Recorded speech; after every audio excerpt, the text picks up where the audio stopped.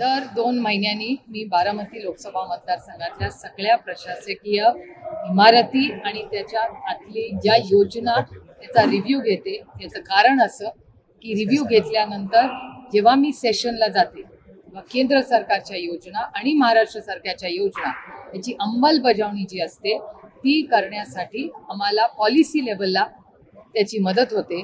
मंत्र्यांचा फॉलोअप असेल, केंद्र सरकारच्या योजनांची धोरणं असतील, त्याची परफेक्ट इम्प्लिमेंटेशन कसं होतं याचा रिव्ह्यू.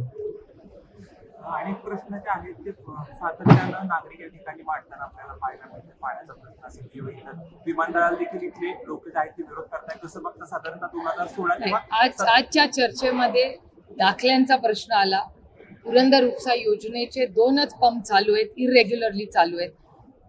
तिसरा आणि चौथा पंप, जो चौथा स्टँड बायचा आहे आणि तिसरा पंप हा चालत नाहीये, याचा रिव्ह्यू घेतला आणि त्याला पंप स्टेशनला आम्ही सगळ्यांनीच 3 दिवसापूर्वी व्हिजिट केली. माझ्या सोशल मीडियाच्या अकाउंट्सवर तुम्ही ती सगळी व्हिजिट पाहिलीही असेल. तर ती व्हिजिट आम्ही 3-4 दिवसापूर्वी केली होती. पाण्याची जी कालवा समितीची मीटिंग झाली होती त्याच्यातही पालकमंत्र्यांची सविस्तर ह्याची चर्चा झालेली आहे. स्थानिक आमदारी त्या मीटिंगला होते, पालकमंत्री अर्थातच लीड करत होते ती मीटिंग आणि त्याच्यामध्ये पुरंदर उपसा योजनाच्या अडचणी, पंपच्या अडचणी ह्याच्यावर सविस्तर चर्चा झालेली आहे. आणि सरकार काय निर्णय घेते याची आम्ही वाट बघतो. काही पिण्याचं पाणी आणि जनावरांचा चारा टंचाई याच्यावर काही चर्चा झाली का? याच्यावर काय धोरण ठरले?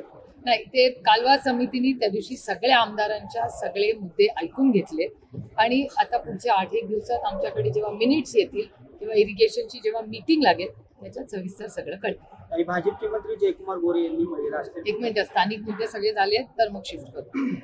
सध्या जर बघितलं तर मागच्या वर्षी भीषण दुष्काळाला पुरंदर तालुका सामोरा गेलेला आहे. आत्ताची जी आढावा बैठक झाली यामध्ये आता फक्त 1 महिना राहिलेला आहे, म्हणजे आता उन्हाळा तसं चालूच होणार आहे. तर त्या बाबतीत मग धरणांचा साठा किती आहे किंवा आपल्या जिल्ह्यामध्ये पहिला टँकर हा पुरंदरमध्ये सुरू झालेला आहे आणि ही चिंताजनक परिस्थिती आहे आमच्या सगळ्यांसाठी. पण सरकारचे परवाच्या कालवा समितीच्या मीटिंगमध्ये आम्हाला सांगण्यात आलं की धरणांमध्ये पुरेसं असं पाणी आहे, असं सरकारने आम्हाला त्यांनी त्या दिवशी ग्वाही दिलेली आहे. त्यामुळे माझा विश्वास आहे की पाण्याचं नियोजन नीट झालं तर मला असं वाटत नाही आत्ता तरी की काय अडचण येईल. हा पहिला मुद्दा. आणि दुसरा मुद्दा की प्रशासनाने व्यवस्थित पाणी वाटप करावं अशी मागणी सगळ्याच आमदारांनी त्या दिवशी केलेली आहे. चाऱ्याचा जर प्रश्न आपण जर पाहिला की आता दुष्काळी परिस्थितीत चाऱ्याचा प्रश्न हा गंभीर होतो. गेल्या वर्षी जर पाहिलं तर शासनाच्या वतीने पुरंदर तालुक्यात एकही छावणी कुठं चालू झालेली नाही. वास्तविक हे शासनाने करायला पाहिजे आणि तीच परिस्थिती ह्या वर्षी पण ओढवणार आहे. अशा परिस्थितीत आतापासूनच शासनाच्याकडे तुम्ही पाठपुरावा कसा करणार की तालुक्यामध्ये पुरंदर असो किंवा जिल्ह्यामध्ये अनेक ठिकाणी छावण्या होणं फार गरजेचं आहे. बारामती लोकसभा मतदारसंघाचा जम्बो रिव्ह्यू मी कलेक्टरांबरोबरही केलेला आहे आणि आता प्रत्येक तालुक्यात जाऊन केलेला आहे. आज तरी पाण्याची परिस्थिती सेफ आहे असं म्हणता येईल आत्ता मार्चमध्ये. त्याच्यामुळे आता त्यांच्या माहितीप्रमाणे जी माहिती सरकारने मला दिली आहे त्याच्या माहितीप्रमाणे पावसापर्यंत काही अडचण येणार नाही असं त्यांना आता तरी वाटते. कालवा समितीच्या मीटिंगमध्येही पालकमंत्र्यांकडून तेच आम्हाला सांगण्यात आलं. त्याच्यामुळे 1 महिन्यानंतर म्हणजे मार्च एक साधारण एप्रिलच्या पहिल्या आठवड्यात पुन्हा एकदा कलेक्टरांकडे आम्ही भेटणार आहे. कलेक्टर स्वतः त्याचा रिव्ह्यू घेत आहेत आणि मागच्या वर्षी जे झालं ते पुन्हा होऊ नये त्याच्यासाठी आम्ही स्वतः सगळे फॉलोअप करतो. पुरंदर उपसा संदर्भातला आता विषय होता. जनाईच्या क्षेत्रात पुरंदरवरची जी गाव आहेत 4 राजुरी, सीबीसी, नायगाव वगैरे त्या शेतकऱ्यांनी आमची गावं पुरंदर उपसामध्ये घ्यावीत म्हणून त्यांचं मंत्रालय स्तरावरती आता पत्र जलसंपदा मंत्र्याकडे आहे. मात्र आता नव्याने जनाईच्याच याच्यामध्ये बंद पाईपलाईनचं हे केलेलं आहे. म्हणजे शेतकऱ्यांची मागणी एक आणि प्रतिशत वेगळं होतं. त्याबाबत परवा ते कालवा समितीमध्येही त्याची बैठक झाली. पालकमंत्री म्हणाले ते रिव्ह्यू करून इरिगेशन डिपार्टमेंट सांगून एक 10-15 दिवसात आम्हाला त्याचं उत्तर मिळेल. पालकमंत्री विषय असा होता की आता सध्या रब्बीची वाटप संपत आलेली आहे. मात्र आता सध्या नवीन एक असं अडचण झालेली शेतकऱ्यांना की आपल्या पुरंदरमध्ये आणि सगळ्या मतदारसंघात की महसूल डिपार्टमेंटनी जी कर्ज वाटपासाठी इक्रार नोंदी होत्या, इक्रार नोंदी तराट्याकडून जी त्यांना येत होत्या लगेच त्वरित मिळत होते. पण आता महसूल डिपार्टमेंटने असे केले की त्याचा कच्चा फेरफार करायचा आणि त्याच्या आधारावरती वाटप करा. मात्र बँका म्हणतात की कच्चा फेरफार जर 15 काही बदल झाली तर आम्ही वाटप करून अडचण येते. त्यामुळे शेतकऱ्यांची वाटप रखडतात अनेक ठिकाणची अशी परिस्थिती. त्याबाबत काही किंवा मी माहिती काढते तुम्ही जो प्रश्न मांडलाय त्याचा. तो माझ्याकडे कोणी आलेला नाहीये, पण ग्राउंडवर जर अडचण असेल तर मी स्थानिक आमदारांची चर्चा करीन. सेशनही चाललेलं आहे, त्याच्यामुळे मी राष्ट्रवादी काँग्रेसचे आणि महाविकास आघाडीचे जे काही आमचे सहकारी आहेत त्यांना महसूल मंत्र्यांची भेट घ्यायला सांगितलं.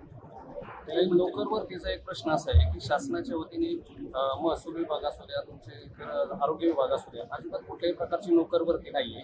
मी ज्या गावातून येतो इथे खळद गाव आहे, त्या खळद गावामध्ये गेले ते 2 ते 3 वर्षापासून एकही आरोग्य सेवक नाही किंवा कुठलाच कर्मचारी नाही. अगदी तात्पुरती व्यवस्था त्या ठिकाणी केली जाते.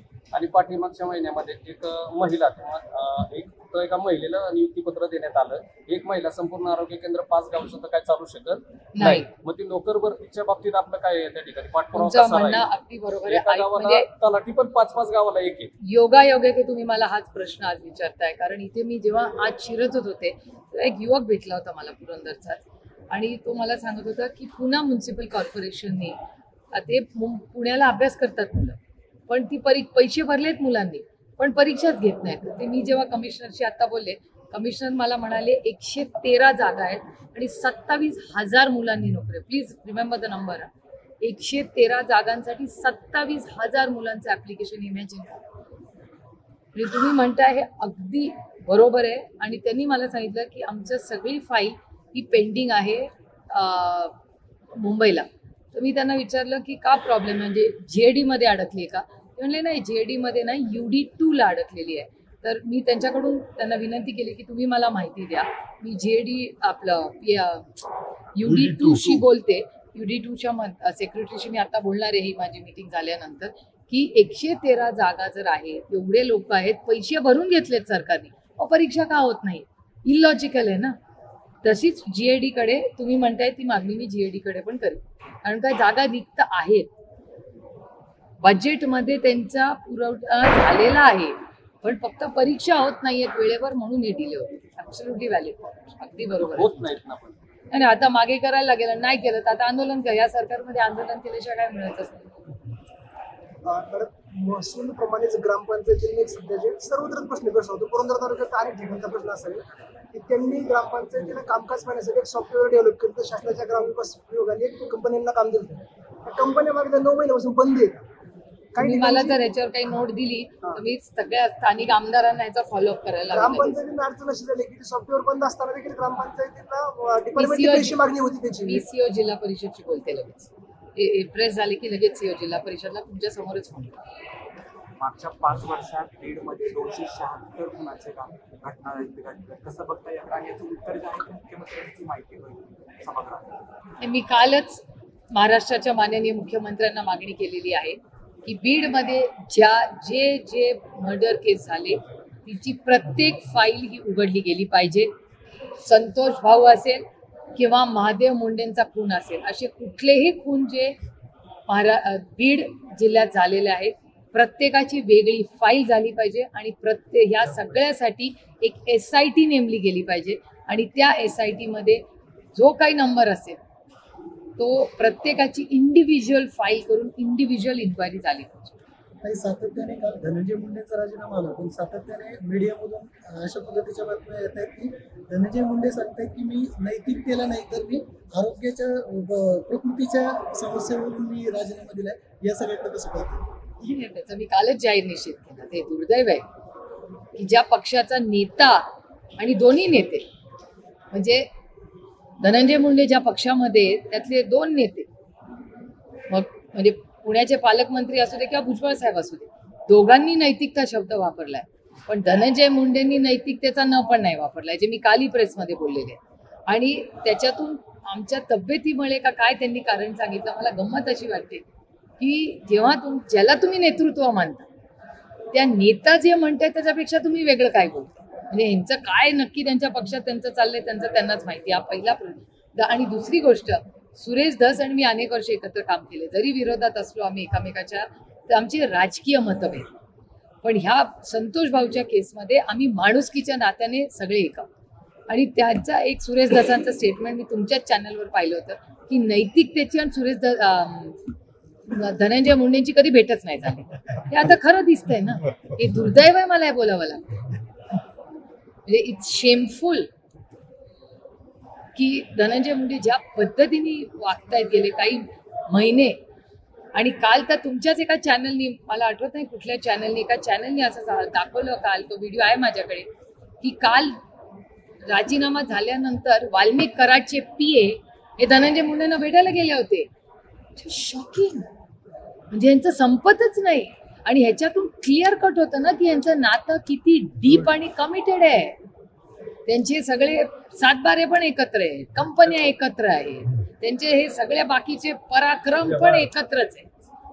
ते दुर्दैव आहे. आणि म्हणूनच आमची सगळ्यांची कालपासून मागणी आहे की त्यांना को कॉन्स्पिरेटर करा या सगळ्या, कारण का आर्थिक व्यवहार आहेत, कॉन्व्हर्सेशन्स आहेत. आणि काल तुमच्याच मीडियामध्ये राहिलं ना, सुदर्शन घुले टू वाल्मिक कराड टू धनंजय मुंडे, या सगळ्यांचे ते अर्ध्या तासात एकामेकाला सगळ्यांचेच कॉल झालेले. त्याच्यामुळे, आणि हे मी एकटी म्हणत नाहीये विरोधक म्हणून, चला मी विरोधक म्हणून तुम्ही म्हणाल की हे विरोधातच बोलतात, पण सुरेश दस तर विरोधक नाही, अंजित दमानिया तर त्यांच्या विरोधात नाही, त्या मुंदडाताई तर त्यांच्या विरोधक नाही. किती नावं घेऊ तुम्हाला सध्या, सगळे एकच गोष्टी, एका सुरातच मागणी चालली आहे सगळ्यांची. काही देवेंद्र फडणवीस यांच्या धमकीनंतरच खऱ्या अर्थाने त्यांनी राजीनामा दिलेला आहे. एकंदरीत नंतर कारवाई करावी लागेल असं देखील सांगितलं. त्यानंतर धनंजय मुंडेंचा पुढचा राजीनामा रामकृष्ण हरी हे सगळं तिकडे विचारायचं, मला हे माहिती. अजित पवार गटाचे ज्येष्ठ नेते आहेत हसन मुश्रीफ यांनी आता राजीनामा दिलाय पालकमंत्री वाशिम जिल्ह्याचे.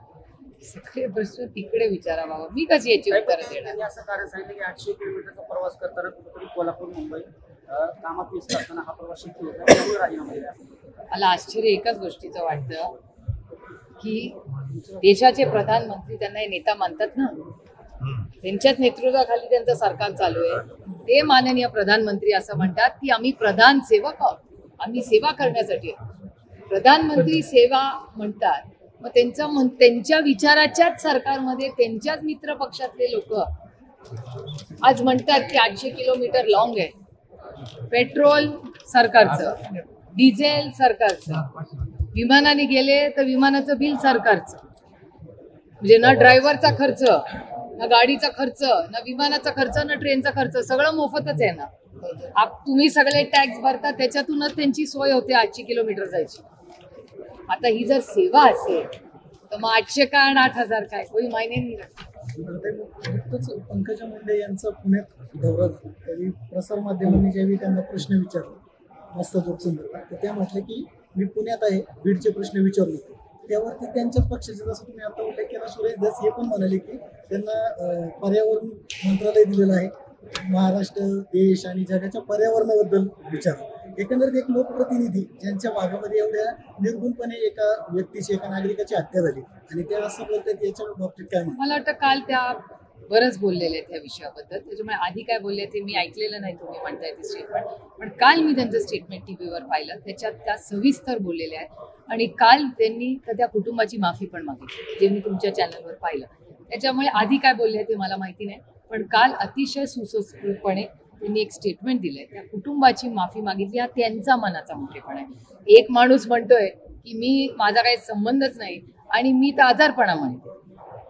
हे दुर्दैव आहे की इतकं असंवेदनशील, ज्या महाराष्ट्राने तुम्हाला नेता मानलं, तुम्हाला एवढी मोठी संधी दिली, एक वेगळी ओळख दिली राज्यात नाही देशामध्ये, जेव्हा तुम्ही अशा गोष्टी बोलता, इतकं असंवेदनशीलपणे वागता, हे खरंच म्हणजे किती त्याचं खंडन केलं तरी कमी आणि अस्वस्थ करणार आहे. की खरंच आपल्या महाराष्ट्रामध्ये असं नेतृत्व आहे, हे धक्कादायक.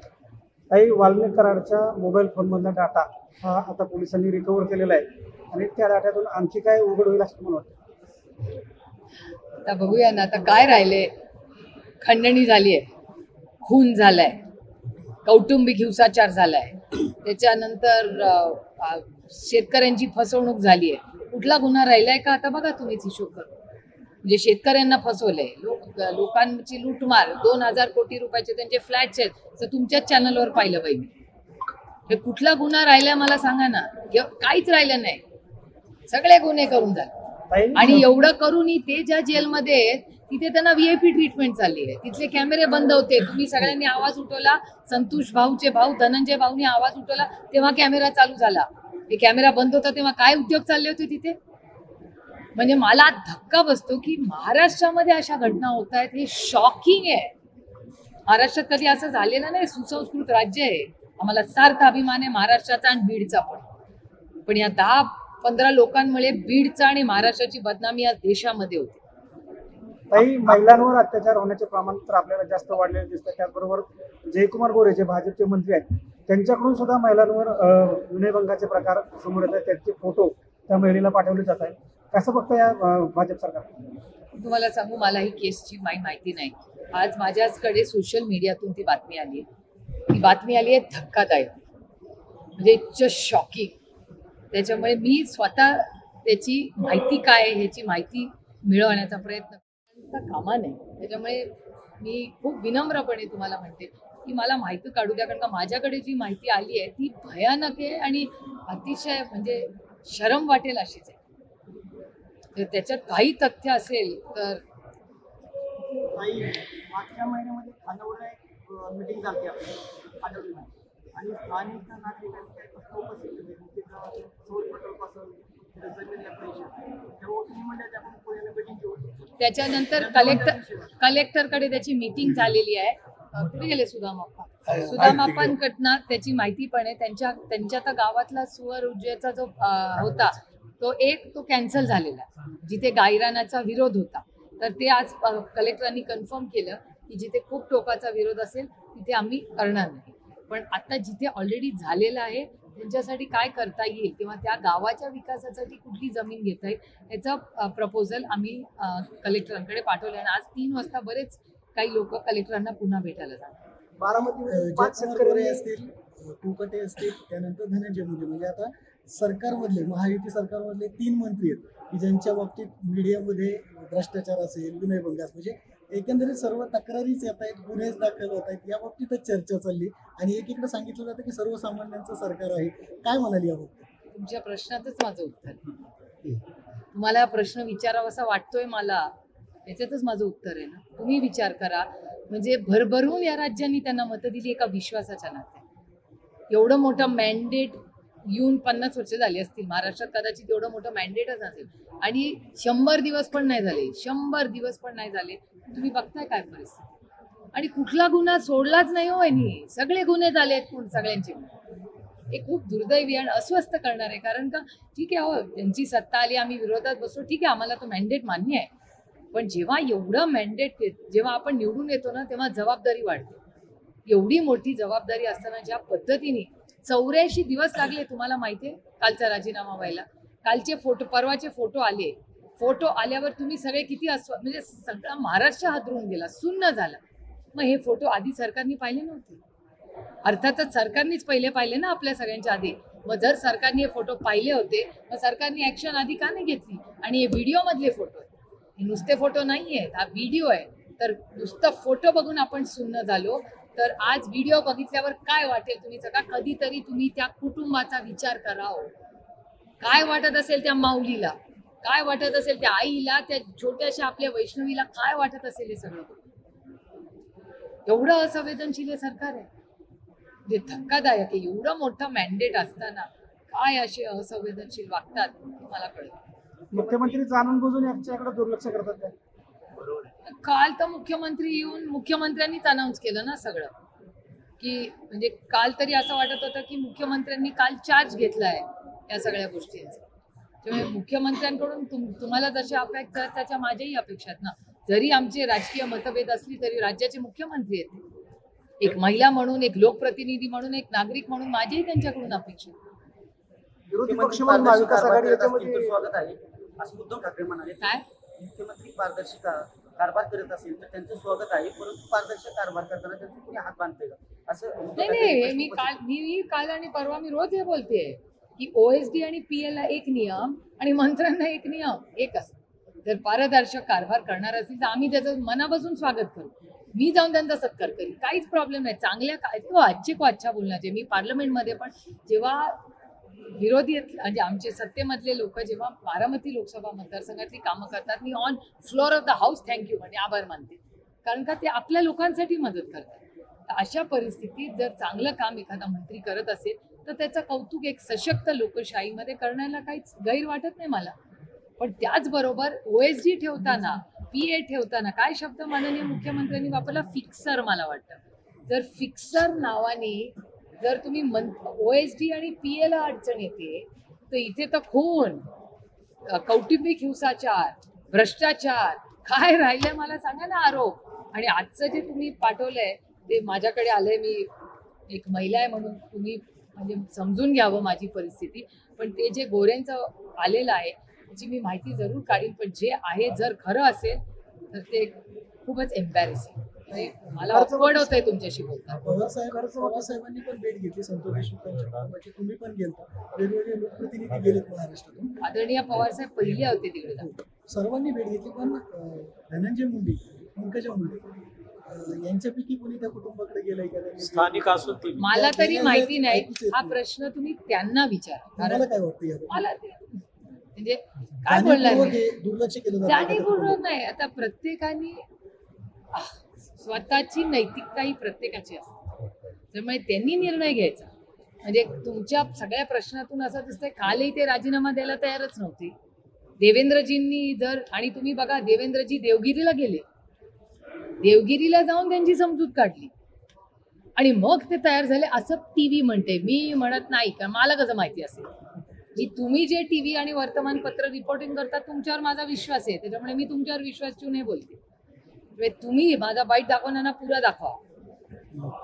मी काय म्हणते वर्तमानपत्राचं की माननीय मुख्यमंत्री उपमुख्यमंत्र्यांच्या घरी गेले, त्यांनी मनधरणी करली की बाबा रे आता जास्त झाले, असं तुमच्या चॅनलवर आहे. मी म्हणत नाहीये अति झाले, आता आवरा, राजीनामा द्या. किती असंवेदनशीलता. आणि मुख्यमंत्र्यांनी तर आधीच घ्यायला पाहिजे होता राजीनामा. मला विचार हेर आहे, दुरुस्त आहे. या संदर्भात विरोधी पक्ष सक्षमपणे काम करत नाही असं त्याचा अर्थ होतो का? सक्षमपणे म्हणून तर झालं ना. आम्ही एवढे महिने लागले त्याला. कारण का सुरेश धस जर सोडले तुम्ही आणि सुरेश धर किंवा संदीप क्षीरसागर अगदी थोडके प्रमाणात, तर विरोधी पक्ष एवढं कन्फ्युजन मी तर रोजच बोलते त्याच्यावर. मी जाऊन पण आले. पण आता कोणी केला त्याला काय फरक पडतो? वाम का पेड मत दिनो. पण हे सरकार किती असंवेदनशील आहे बघा. आम्ही पुरावे दिले तरी त्यांनी कुठे गेलं. आणि एवढं करून धनंजय मुंडे काय म्हणले की मी राजीनामा दिला कारण माझी तब्येत बरी नाही. ते म्हणले कधी याच्याबद्दल काही एक शब्द काढलाय? हार्वेस्टरचा घोटाळा झाला, त्यांची इन्क्वायरी लागली आता केंद्र सरकारकडून पीक विम्याची. विरोधी पक्षाने आक्रमक झालं पाहिजे. अजून काय आक्रमक व्हायचं? आम्ही राज्याला विरोधी पक्ष नेता कधी मिळणार? तुम्ही जर आम्हाला मोठ्या नंबरने दिलं असतं तर अजून आतापर्यंत झाला पण असतं.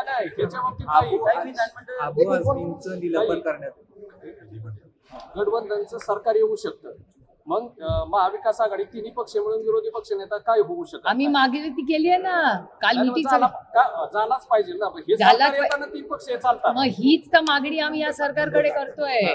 हीच तर मागणी आमची चालली आहे सरकारकडे की आम्हाला द्या संख्येवर. हीच तर मागणी आम्ही करतोय. तुम्ही हार्वेस्टरचा मुद्दा आता उपस्थित केला. आपल्या मतदारसंघातले 5 शेतकऱ्यांची 40 लाखाची माझे आहेत ना. त्यांच्या त्या शेतकऱ्यांच्या वतीने आपण कोर्टामध्ये काय दाखल केले का की त्यांची? हो, कोर्टात केस चालू आहे ना. कोर्टात केस चालू आहे. आणि ह्या राज्यातले आपलं देशाचे कृषी मंत्री मी पार्लमेंटमध्ये बोललेले, हार्वेस्टर बद्दल बोलले आणि पीक विम्याबद्दल बोलले. मला शिवराज सिंग चव्हाण साहेबांनी शब्द on the floor of the house दिलाय की मी याची इन्क्वायरी लावणार. मी पाहिजे तुम्हाला त्याचा व्हिडिओ पाठवतो. कर्जमाफी संदर्भात आपण बोललो. कर्जमाफी ती नाही, याची इन्क्वायरी, हार्वेस्टरची इन्क्वायरी, त्याच्यानंतर पीक विम्याची 5,000 कोटी रुपयाचा जो घोटाळा त्याची इन्क्वायरी. आता तो बी 1 रुपयातला रद्द करायचा संसदेचा विषय चाललाय का? तो 1 रुपयातला रद्द करून 100 रुपयात करायचा पीक विम्याचा विषय निघाला म्हणून त्या संदर्भात संसदेमध्ये आपण हा केंद्राचा विषय. आता मी माझ्या बजेटच्या भाषणात बोलले ना. बजेटच्या भाषणात पण मी बोलले. सगळं ऑन रेकॉर्ड आहे. आणि पार्लमेंटमध्ये बस इथे तिथे नाही, पार्लमेंटमध्ये फ्लोअर ऑफ द हाऊस वर बोलले. आता त्या सोसायटीने एक शेक चालू केलेले आहेत अनेक थकबाकींचा. आता मार्च अखेर कर्जमाफी संदर्भात सर्वच पक्ष बोलल्यामुळे शेतकरी त्या का अपेक्षेने पाहतात. मात्र अद्याप त्याविषयी काहीच नाही. बँका वसुलीसाठी मिटिंग वगैरे घेतात. आपण विरोधी पक्ष म्हणून त्याबाबत इलेक्शनच्या विरोधी पक्षाचाच बोलतोय ना. आम्ही रोजच बोलतोय. आम्ही रोज आंदोलन करतोय, रोज बोलतोय. एक दिवसाचा नाही, एवढं मोठं मॅन्डेट असून 100 दिवस पण नाही झाले आणि आम्ही किती आंदोलनं केली आहेत बघा. सोयाबीनचा प्रॉब्लेम आहे, कपासाचा प्रॉब्लेम आहे, दुधाचा प्रॉब्लेम आहे, साखरेचा कुठे प्रॉब्लेम नाहीये मला सांगा. सरसकट कर्जमाफी हा शब्द दिला होता की नाही देवेंद्रजींनी? झाली का? अर्थमंत्री म्हणतात की त्या विषयावरती पोलीस झालेलं नाही. अर्थमंत्री बोलतात मग ना. आता तुम्ही जेव्हा जेव्हा जे मंत्री तुम्हाला भेटतील तेव्हा तुम्ही त्यांनाही प्रश्न विचारा. माणिकराव कोकाटेंचं मंत्रीपद जाणार अशी चर्चा होती, त्यावर त्या सुनावणी होती देखील, परंतु नाशिक सत्र न्यायालयानं त्यांच्या स्थगिती लावलेली आहे. स्थगिती म्हणजे स्थगिती दिली. तर आज निर्णय होणार होता कोर्टामध्ये, अपील आज केलं झाला, तर मग परत निर्णय कधी होणार? स्थगिती दिली शिक्षेला तरी. शिक्षेला स्थगिती दिली काय बेसिसवर? मग जेवढी शिक्षा कोर्टाने दिली, सगळे कागदपत्र आहेत, मला माहिती काढायला लागेल स्थगिती कशी दिली, काय दिली, तिचे बघायला लागेल. आबू आझमींचे निलंबन केलंय विधानसभेच्या कामकाजासाठी, त्याच्यावर काय अधिवेशन त्याच्यावरती? नाही अर्थातच त्याचं आम्ही सगळे स्वागत करतो. सगळ्यांचीच काल भूमिका ती होती आणि एका अधिवेशनाबद्दल केलंय. एखाद्या वक्तव्यामुळे लोक दुखावले गेले असतील तर मला असं वाटतं तर अशा घटना अनेक वेळा प्रत्येक सरकारमध्ये होत असतात. त्याच्यामुळे एखाद्या भावना जर दुखावल्या असतील, काल तुमच्याच चॅनलवर मी पाहिलं त्यांनी काल म्हणले पण की माझ्यामुळे कोणाला काही दुखवलं गेलं असेल तर मी ते करेक्टिव्ह ऍक्शन घेईन. ते काल दोन्ही दाखवलं, त्यांचं स्टेटमेंट पण दाखवलं आणि त्यांची दिलगिरी पण दाखवली. विरोधी पक्ष म्हणून आता सध्या 10 महिन्याचा विषय पाहिला तर शेतकऱ्यांच्या ज्या योजना येतात, शेतकरी असेल, पॉलिहाऊस असेल, शेडनेट, सगळ्या योजना थांबवलेल्या 10 महिन्यापासून. विरोधी पक्ष त्याविषयी सरकारला पुढेच विचारताना आढळत नाही की शेतकऱ्यांच्या योजना थांबवल्यात का? मी तुम्हाला सगळ्या जिथे जिथे आम्ही आंदोलनं केली आहेत ना, डेटा सगळा तुम्हाला पाठवते. ही चूक आमची नाहीये. जे सत्तेमध्ये आहेत ना त्यांना हा प्रश्न विचारला पाहिजे. त्यांना तर विचार ठीक आहे, परंतु विरोधी पक्ष म्हणून आपण अधिवेशन अहो रोज मी माझी पार्लमेंटची सगळी भाषणं तुम्हाला पाठवते. अर्थसंकल्पीय अधिवेशन सुरू आहे, तुमची सातत्यानं मागणी होती की शेतकरी कर्जमाफी झाली पाहिजे. सरसकट तुम्हाला अपेक्षा आहे की याच्यामध्ये बघूया, अपेक्षा करायला काय, स्वप्न बघायला काय पैसे पडत नाही. त्यामुळे जो शब्द सरकारने दिलाय तो सरकारने पाळावा एवढीच आमची अपेक्षा. सरकारचे आज माननीय मुख्यमंत्री देवेंद्रजी आहेत ना, देवेंद्रजींनी महाराष्ट्राच्या मायबाप जनतेला शब्द दिला होता की आम्ही सत्तेत आलो की 7-12 कोरा करू. आम्ही एवढीच अपेक्षा करतो की ते शब्दाला पक्के असतील. मुंडेंच्या राजीनाम्यानंतर छगन भुजबळांचं नाव येते चर्चा, याबाबतीत काय? तो त्यांच्या पक्षाचा अंतर्गत प्रश्न आहे ना, कोणाला बनवायचं. लाडकी बहीण योजनेमध्ये 9 लाख महिलांची नावं कमी झाली आणि आता परत चौकशीचे आदेश दिले की ज्यांच्या घरी 4 व्हीलर आहे किंवा अजून काही वाहन आहे. माझी पुरंदर मधलं सासवडचं भाषण नाही खाटवत. मी या सगळे जे विषय तुम्ही बोलताय ते सगळ्यावर बोललेले आहेत. मी पुरंदरचं तुम्हाला उदाहरण देते, कारण का इथे एकट्या इंदापूर तालुक्यामध्ये 6000 महिलांची नावं एकट्या पुरंदरमध्ये. मी आता कलेक्टर ऑफिस कडून माहिती मागते, ती डाउनलोड होते माझ्या, की माझ्याच लोकसभा मतदारसंघात प्रत्येक तालुक्यात किती महिलांची कमी झाली. सत्ताधारी मधली अशी काही जण म्हणतात की आगामी काळामध्ये रोहित पवार आणि जयंत पाटील सरकारमध्ये असतील, काय म्हणतात?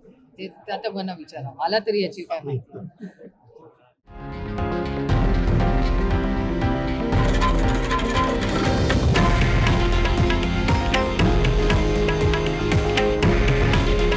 हे आहे देशातील नंबर 1 न्यूज नेटवर्क आणि आपण पाहत आहात TV9 मराठी.